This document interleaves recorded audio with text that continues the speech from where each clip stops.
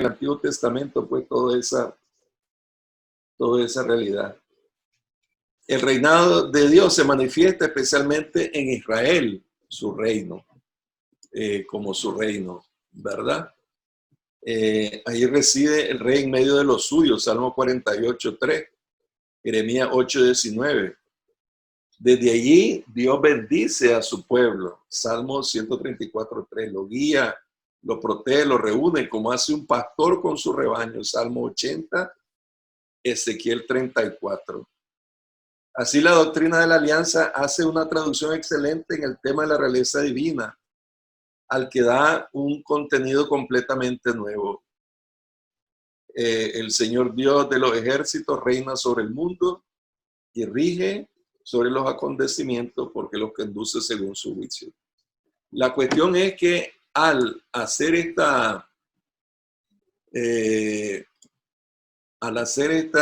este concepto de Dios, el monoteísmo y Dios como rey, mantienen la observancia de la ley, ¿verdad? Esta exigencia primera da al reinado un carácter moral, y eso es importante, un carácter moral, no político, que descuella sobre todas las representaciones de la realeza divina en la antigüedad. Es decir, que aunque sea una estructura humana, pues, pensar en un rey y empiezan antes del año 1000 o alrededor del año 1000 los reyes en Israel, ¿verdad? Saúl, David, Salomón, ¿verdad? Empiezan la dinastía en Israel. Sin embargo, su prioridad no va a ser el aspecto político, sino su prioridad es siempre la alianza. Y la alianza, recuerden, cuando en el Antiguo Testamento se habla de alianza, es los 10 mandamientos. La ley de Dios en el corazón de las personas para mantener, pues, su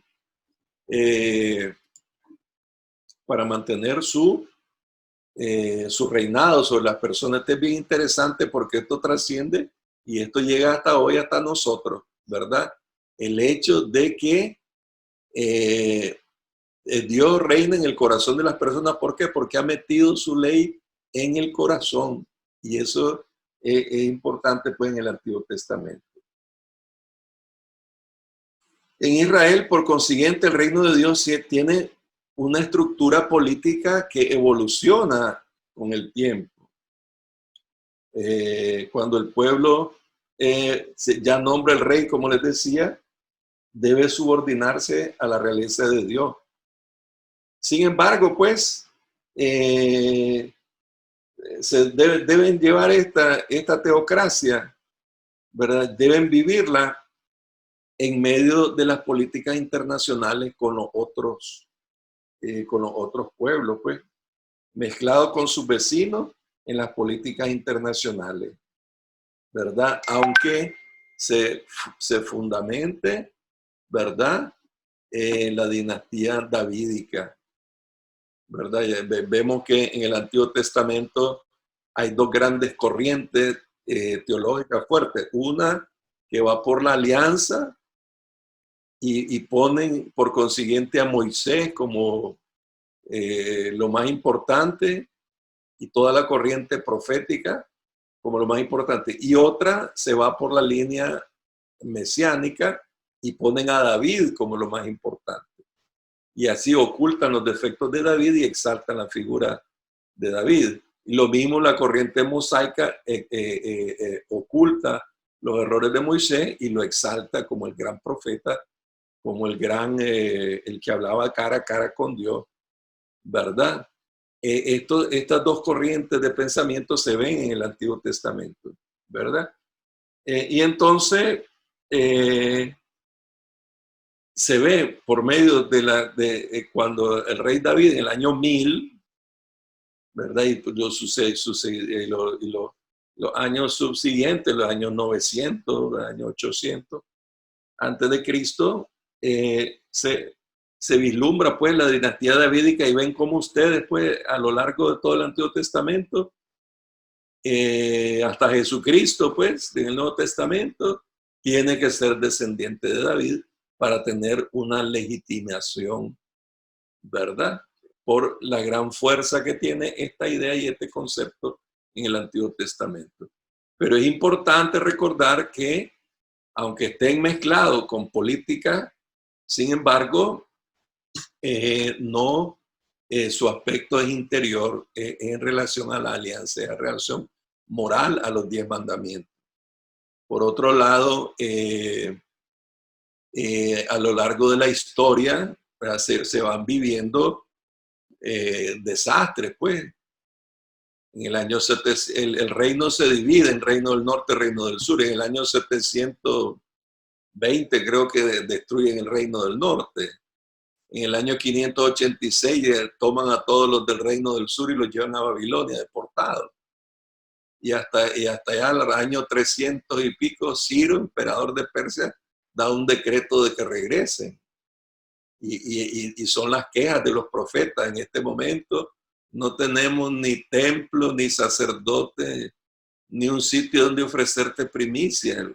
Todos los sacerdotes van sin sentido por el país, ¿verdad? Es la queja porque no hay quien los rija, ni un Mesías, ni nadie. Y ese vacío, el año 300, ¿verdad? Es que nacen ahí, podríamos decir, en terminología moderna, los laicos, ¿verdad? Y los macabeos son los que tienen mucho que ver con la fe, pues, y dar testimonio de la fe y todo. Y de tal manera, pues, que hay como un vacío hasta en tiempos de Jesucristo, en donde se retoma, pues ya en el Nuevo Testamento, se retoma el tema de, permítanme aquí, hasta en el Nuevo Testamento se retoma el tema de del reino de los cielos, ¿verdad? Con Jesucristo se retoma el tema del reino de los cielos. Entonces vamos a repetir un poquito, ¿verdad? En el Antiguo Testamento, pues, es una idea común con todas las religiones del Antiguo Oriente. Las mitologías lo utilizan para conferir un valor sagrado al rey humano. En cambio, en el Antiguo Testamento le da un contenido particular en relación al monoteísmo, a la concepción que tenía Israel del poder político y a su escatología. Recordemos, pues, el monoteísmo, pues que es la revelación que ellos tienen del Dios único, en la concepción del poder político, que para ellos no es para conferir un valor sagrado, sino que es en relación a la alianza, a los 10 mandamientos, a la ley de Dios en el corazón, y a la escatología, es decir, que ellos esperan un rey, un Mesías que va a vivir para siempre, ¿verdad? En cuanto al concepto de reino, yo quería hacer un par de acepciones. En primer lugar, el concepto protestante utópico que hay de reino de los cielos, que es un concepto que nos critican los marxistas, ¿verdad? De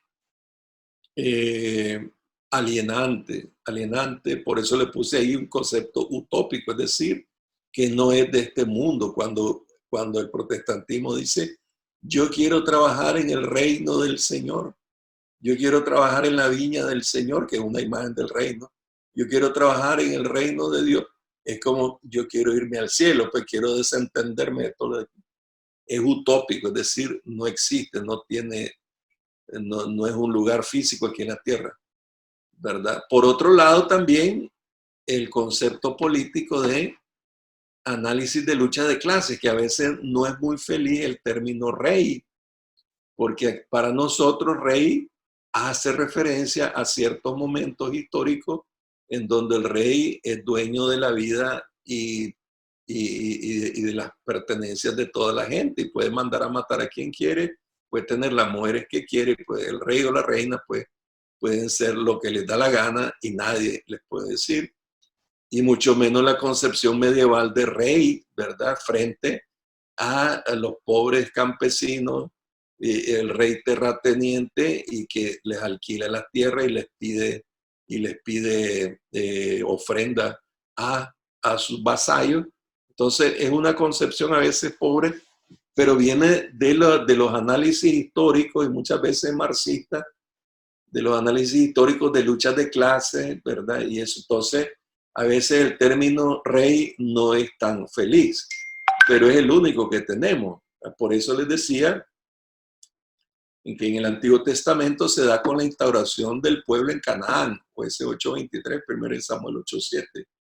Su culto es un servicio que efectúan aquí en la tierra sus súbditos, como allá en el cielo sus ángeles.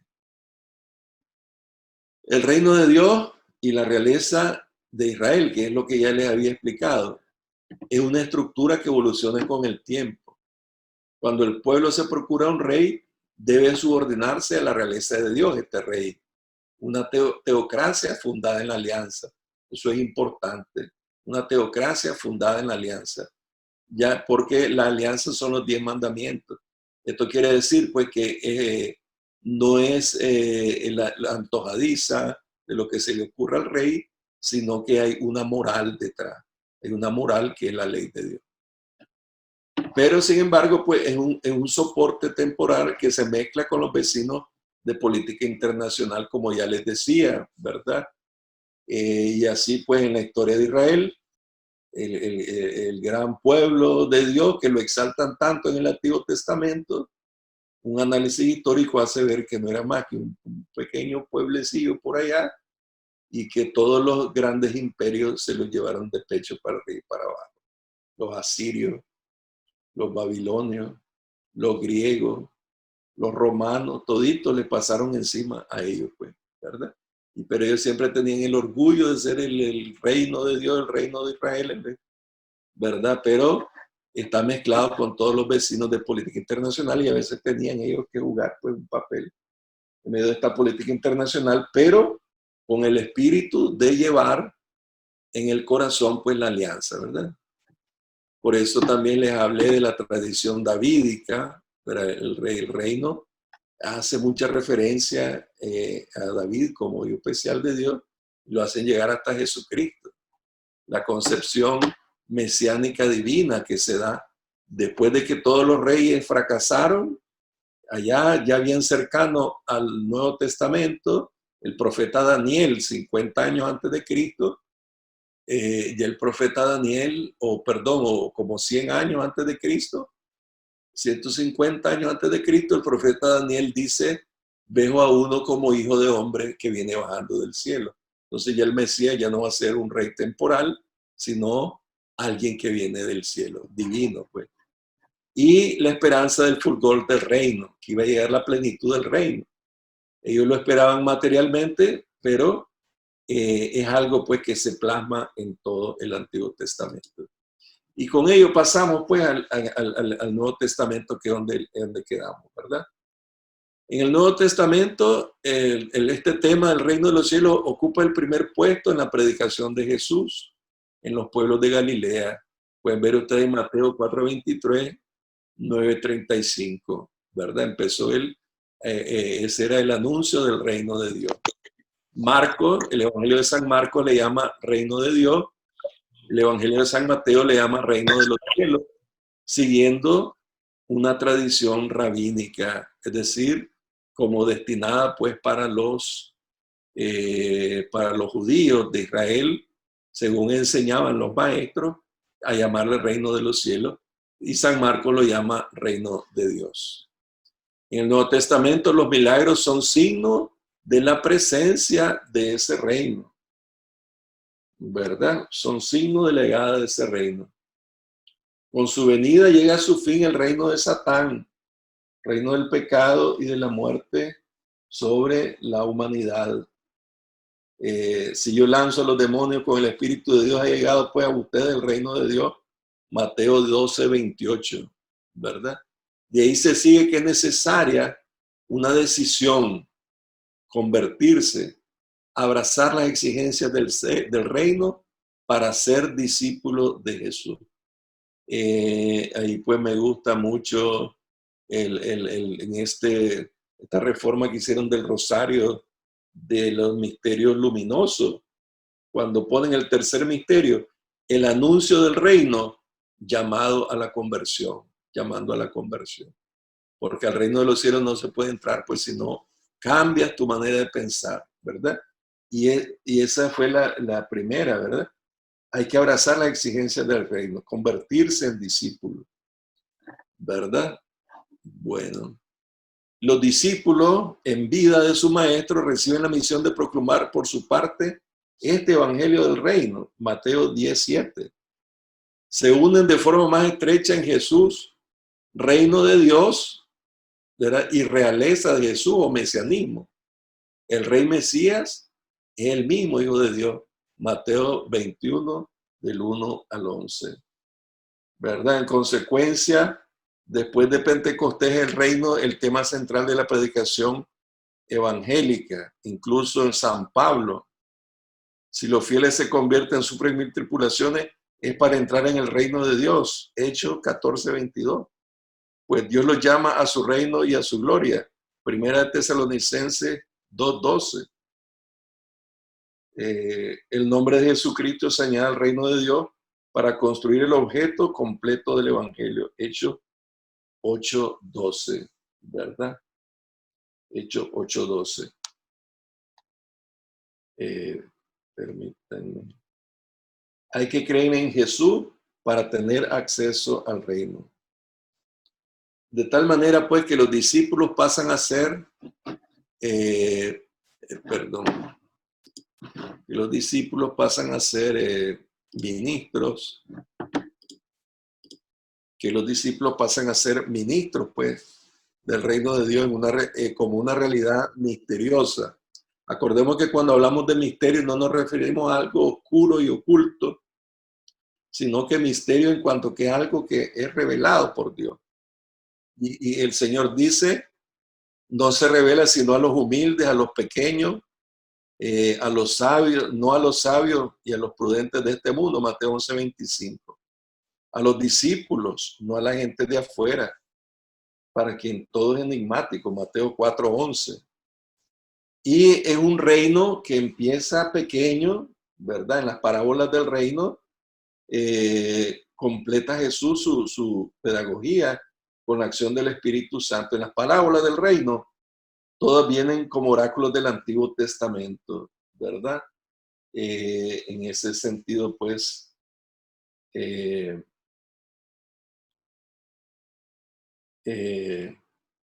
las parábolas del reino se descubren en 3 etapas, ¿verdad?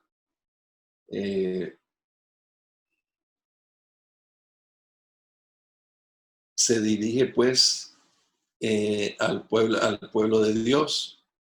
Es una semilla depositada en la tierra, es la predicación de la palabra de Dios. Es una semilla depositada en la tierra. Crece por su propio poder como el grano. Levantará el mundo como la levadura puesta en la masa. Sus humildes comienzos, sin embargo, contrastan con el gran porvenir que se le propone. No es solo para los judíos de Palestina, a eso, no solo a ellos, a la pequeña Grey de Israel, sino a todos. Va a ser un árbol grande donde anidan las aves del cielo, extendiendo pues la palabra de Dios acogida para todos los hombres, Mateo 13:23. Es una realidad pues que va a crecer, y tiene pues un dinamismo misterioso. Se manifiesta como trigo mezclado con la cizaña en un campo, con el mal, ¿verdad? Tiene una fisonomía terrestre, una iglesia fundada sobre Pedro, y este recibe incluso las llaves del reino de los cielos. Únicamente hay que notar que esta estructura terrena no es un reino humano. Jesús se sustrae, se aparta cuando quieren hacerlo rey. Juan 6:15. Solo en un sentido muy particular deja que le den el título de Mesías, ¿verdad? Y las fases sucesivas del reino es simplemente para crecer, ¿verdad? El reino es para ir creciendo, para poder crecer entre los hombres. De ahí, pues, al final de los tiempos, Cristo vencedor entregará la realeza de Dios, 1 Corintios 15:24, a su Padre. Entonces, esta realeza queda plenamente adquirida para nuestro Señor y su Cristo, ¿verdad? Y los fieles recibirán su beneficio, ¿verdad? En el Inmediatamente. reino de Dios y la realeza ¿Ah? están unidos en el tema. El rey Mesías es hijo de Dios. Ya solo algunas conclusiones. Por consiguiente, ¿qué es lo más importante? ¿Qué es el reino de Dios? La ley de Dios en el corazón de todos, como leen desde el Antiguo Testamento.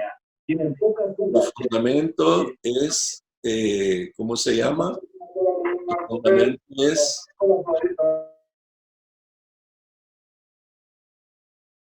ahí, su fundamento es la alianza, la ley de Dios en el corazón de todos, ¿verdad?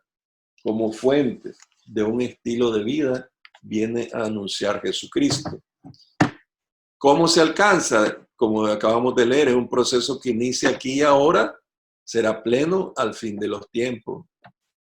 Tiene su misterio, tiene su dinamismo propio por el Espíritu Santo, pero es necesario anunciar esa palabra, sembrar esa palabra, para que ese reino crezca como una semilla de mostaza y llegue a ser frondoso como un árbol.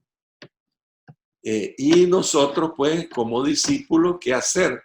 Como discípulos, construirlo según los parámetros de Jesús, que son la justicia, la verdad, la caridad, el perdón, etcétera. Pues todas esas exigencias del Evangelio, que, repito, pues es dinámico, ¿verdad? No es algo que ya está, sino que es algo que debemos ir haciendo y que debemos aprender a construir, ¿verdad? Ya, entonces, pues, más o menos ahí, pues, son las ideas de lo que estábamos hablando del reino de los cielos. Entonces, ya me pasé mucho, hablé mucho. Si tienen alguna pregunta, hagan la seña para que y abran su micrófono o algún comentario. Monseñor, yo quería que, si me permite, quería Sí. consultarle, o si nos podía ampliar un poquito más, ese reino de los cielos, ¿cómo es esa transición entre cuando estaba Jesús y luego con los discípulos? Es algo que me llamó la atención de lo que dijo usted ahorita. Sí, es que el reino de los cielos, desde el Antiguo Testamento, el reino de Dios es lo mismo, viene fundamentalmente, aunque está en estructuras humanas, pero es fundamentalmente aceptar la alianza de Dios, que son los 10 mandamientos, que es la alianza primera, la alianza primitiva en el corazón. Entonces Jesucristo encarna en sí mismo, por ser hijo de Dios, por ser palabra de Dios, él encarna en sí ser el Mesías, el Hijo de Dios. Y entonces él toma como predicación fundamental el reino de los cielos, es decir, esto es lo que hay que hacer, esto es lo que hay que vivir. Está cerca de ustedes el reino de los cielos, conviértanse a los parámetros del reino de los cielos. Entonces Jesús en vida le deja a sus discípulos esa misma misión. Como el Padre me ha enviado, así lo envío yo a ustedes. A hacer ese anuncio del reino de los cielos. Y lo deja bien concreto en otra estructura pequeña como una semilla de mostaza, pero con todo el valor del reino para crecer, para hacer fermento en la masa. Lo deja en una pequeña estructura que es la iglesia, en unos pequeños hombres como es Pedro, a quien incluso les da las llaves del reino de los cielos, le da las llaves de lo que ate en la tierra, quedará atado en el cielo, que desate en la tierra. Entonces, es una estructura nuevamente humana, pero tiene el dinamismo del reino que crece solo y que, y que empieza pequeño, pero tiene que llegar a ser grande, y que está como el trigo y la cizaña, como el trigo y el monte, pues, tiene ese misterio, y que al final de los tiempos, en la cosecha, esa es ya la escatología, ya es el final de los tiempos, el Señor va a venir a pagarle a cada quien, va a recoger el trigo y lo va a guardar, y el monte lo va a cortar y lo va a botar y lo va a quemar. Pero son imágenes escatológicos del final de los tiempos. Y dice San Pablo, y entonces Jesús dará a Dios su trono y su reino se lo dará a su Padre para siempre, ¿verdad? Y el libro del Apocalipsis dice pues que al final de los tiempos pues ya reinará. Todas las cosas, pues la iglesia pone todas las cosas a Cristo y Cristo las pone todas las cosas al Padre, y esa es la plenitud ya del reino de los cielos. No sé si expliqué tú, Marcela. Sí, monseñor. Gracias. Sí, gracias. Bien, ¿alguien más que quiera preguntar alguna cosa? Monseñor, Sí. yo entiendo bastante lo que nos explica ya cuando viene Jesucristo, pues digamos, y le explica a sus apóstoles y les enseña y les deja las llaves del reino de los cielos y lo mismo de la semillita de mostaza que luego se puede hacer un árbol frondoso y todo eso, que es la iglesia y todo eso lo entiendo. Pero hay una parte del Antiguo Testamento cuando ellos regresan de Babilonia, después de su esclavitud en Babilonia, que hay una parte que usted nos estaba contando o explicando, que entonces ahí queda como un vacío hasta la venida de Cristo. Ahí quedan los macabeos, creo que usted dijo, que eran los que más o menos tenían como digamos, las medias parámetros para explicar, pero que hay un gran vacío hasta que Cristo viene. Sí, así es. Sí. En ese vacío que hasta que Jesucristo viene a la tierra, ahí entonces no nos explicamos, o yo no entendí qué pudo haber pasado porque son muchísimos años. Son 300 años, más o menos 3 siglos, sí, en lo que el templo estaba destruido. En el libro de Esdras, Nehemías, estamos hablando 300 años antes de Cristo, Esdras, Nehemías, que llegan y dentro de las ruinas de las murallas del templo se encuentran la ley y se las pone a leer la ley, o sea, el Antiguo Testamento, el Deuteronomio, y la gente lloraba porque le estaban leyendo nuevamente la alianza. Y desde ahí ellos, el culto de ellos era el templo.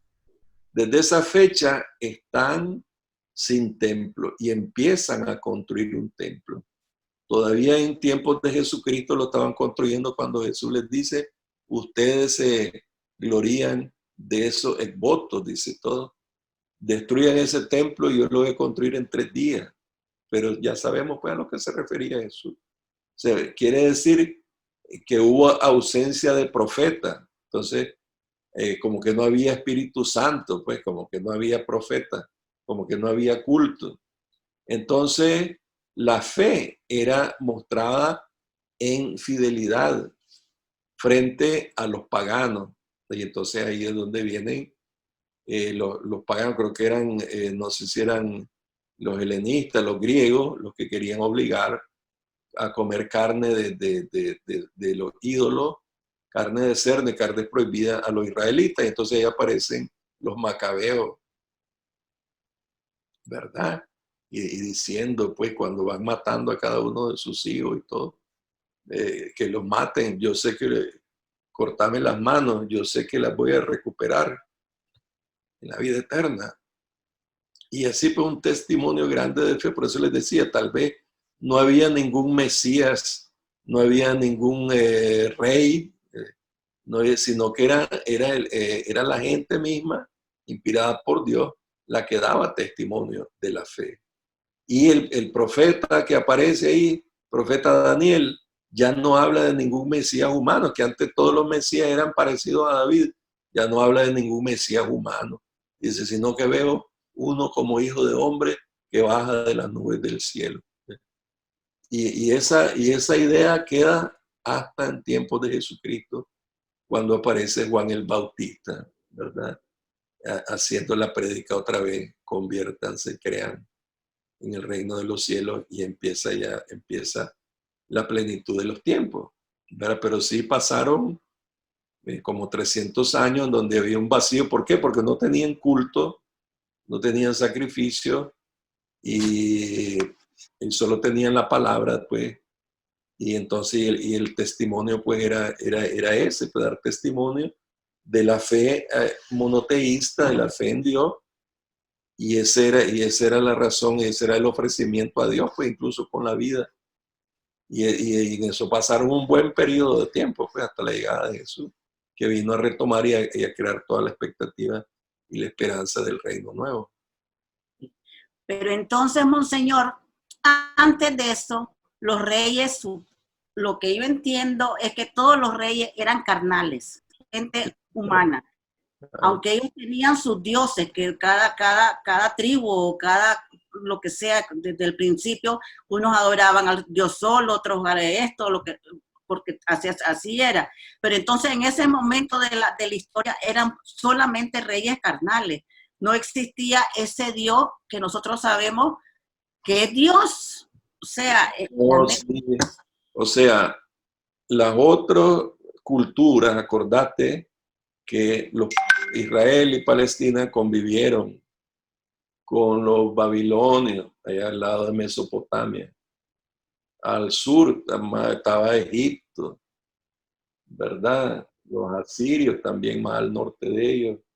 Y en fin, hubieron muchas culturas, los helenistas, los romanos, pero en diversas épocas, pues, convivieron con ellos. Toda esa gente, todas esas culturas tenían sus dioses. Israel no. Israel desde Abraham, Dios los vino educando. Abraham, Isaac, Jacob, las 10 tribus, Él los vino educando en el monoteísmo, en los 10 mandamientos. Y entonces cuando ellos dicen, queremos tener un rey como las demás tribus, sí, van a tenerla, pues, dice el profeta, por la dureza de su cabeza, van a tener, pues, van a tener un rey como todas las demás naciones. Pero la diferencia era que en las otras naciones, por ejemplo, los egipcios, el ser hijo de Dios era ser que yo era divino, pues. El rey era divino, ¿verdad? Y así en todas las otras, era como para justificar mis acciones. Como yo soy hijo de Dios, tienen que aceptar todo lo que yo digo.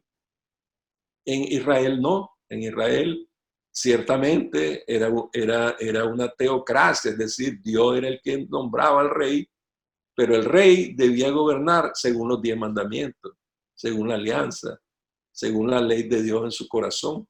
Y así eran juzgados, en los reyes, pues, entre el año 720 y todo, hasta el año 500, todo, que van a ser la cronología de los dos reyes, Reino del Norte y Reino del Sur.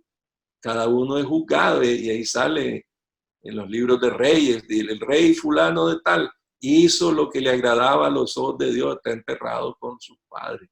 El otro, el rey fulano de tal, no hizo lo que agradaba a los ojos de Dios, quedó fuera, pues no lo enterraron con sus antepasados. Y así iba la historia. Porque la diferencia era, pues, que ellos tenían que seguir la alianza. Entonces decíamos, no era una cosa,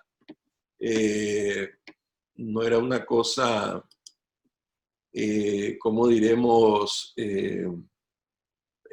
meramente política, humana, sino que era una cuestión moral para el rey de Israel, que compartía las estructuras políticas. Por eso hablé yo de la concepción de rey humana, pues, que existe, el concepto del reino de Dios que hay del protestantismo, que es como alienado, y las concepciones humanas que hay de reyes humanos antiguos y en la Edad Media, pues, que es una concepción que no es muy feliz, pero es la única que tenemos para decir que Dios es el dueño absoluto de nosotros, desde como lo entendemos nosotros, ¿verdad?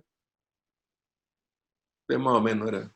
Gracias, Monseñor, ya quedé más o menos como bastante más clara. Está bien.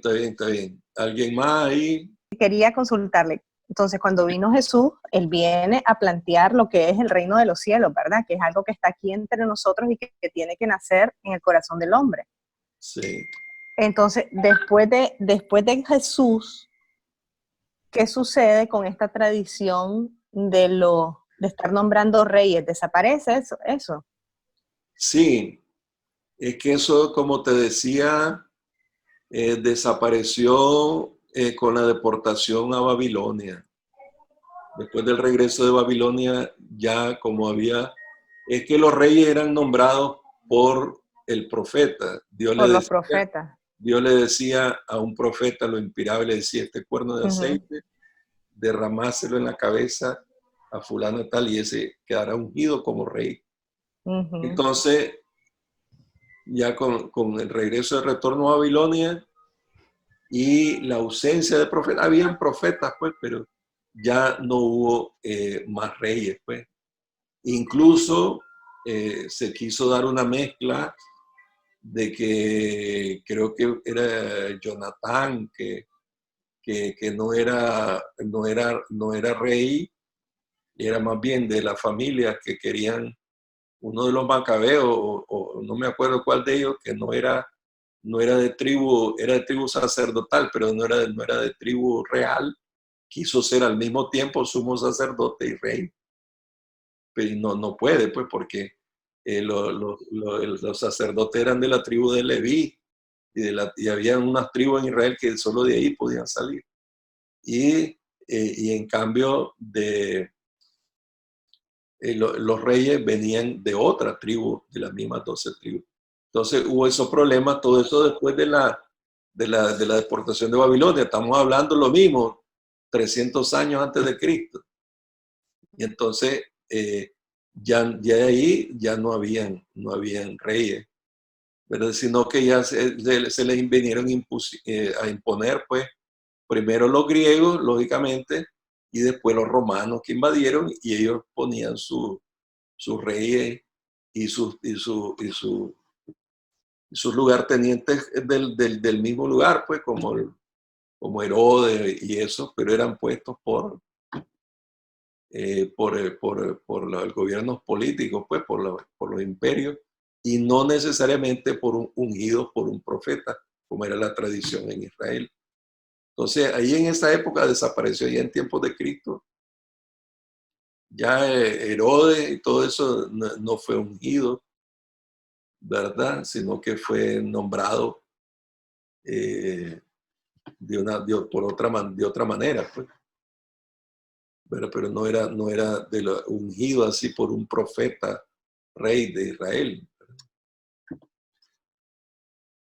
No sé si queda más o menos clara la cosa. Sí, Monse, muchas gracias.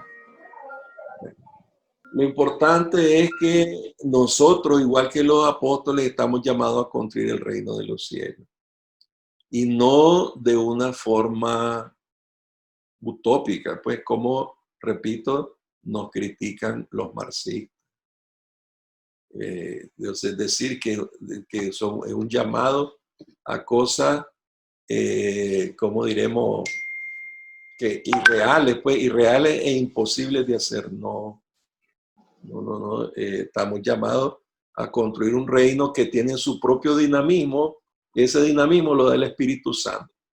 Y por eso la insistencia cuando somos bautizados, que entramos a formar parte de un pueblo, sacerdotes, profetas y reyes. Y por eso nos ungen con crisma en la cabeza. Pues nos preparan con el óleo de catecúmeno en la frente, en el pecho, y nos unen la cabeza. Queda ungido Cristo, sacerdote, profeta y rey.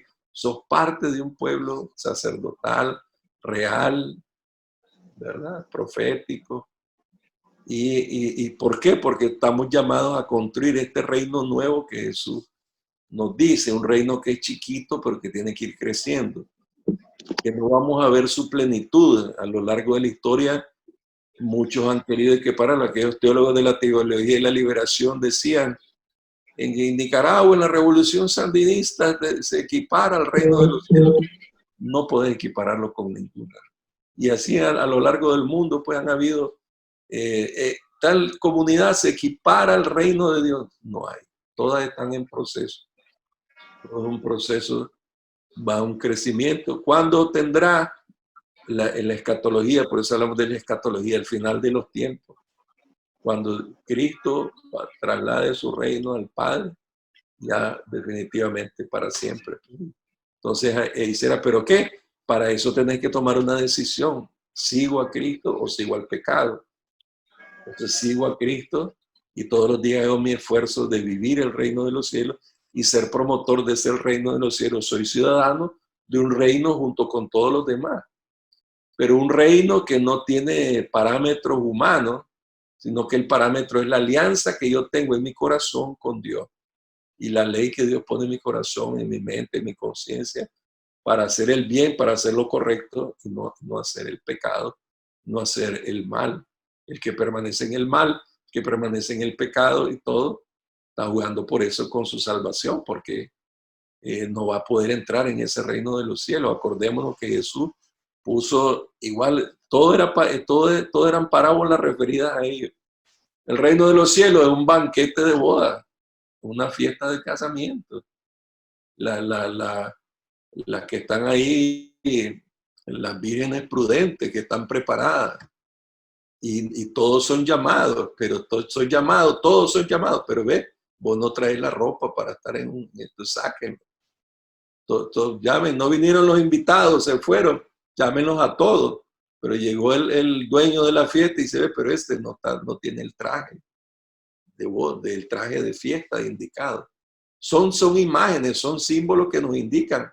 Sí, todos estamos llamados a entrar en ese reino al final de los tiempos, pero debemos ir preparando nuestro traje, ¿verdad? Nuestra dignidad, el que sepa, el que nos reconozca que somos hijos de Dios, que hemos actuado, ¿verdad? Como Cristo ha querido. Entonces eso nos va configurando para que en la escatología al final de los tiempos seamos miembros plenos pues de ese reino que ahorita se equipara en la iglesia, pues que igual como toda imagen es imperfecta, pero que a lo largo de los siglos tiene que irse perfeccionando. Ese es un tema bonito y por eso lo que quería decir, hablar de este tema, porque es un tema que yo lo estoy refiriendo en la homilía todos los domingos, porque ese es el tema que Jesucristo. Y Jesucristo va poquito a poquito explicando lo que es el reino de los cielos. Y eso es el evangelio, esos son los evangelios. Esa es la vida pública de Jesús, explicar el reino de los cielos. ¿Verdad? Y por eso quería hablarlo con ustedes, porque es un tema que va a estar saliendo siempre en la misa. Que es nuestra vida diaria, nuestra vida semanal en los domingos. Bien. ¿Alguien más? Ya una última, son las 7 de la noche.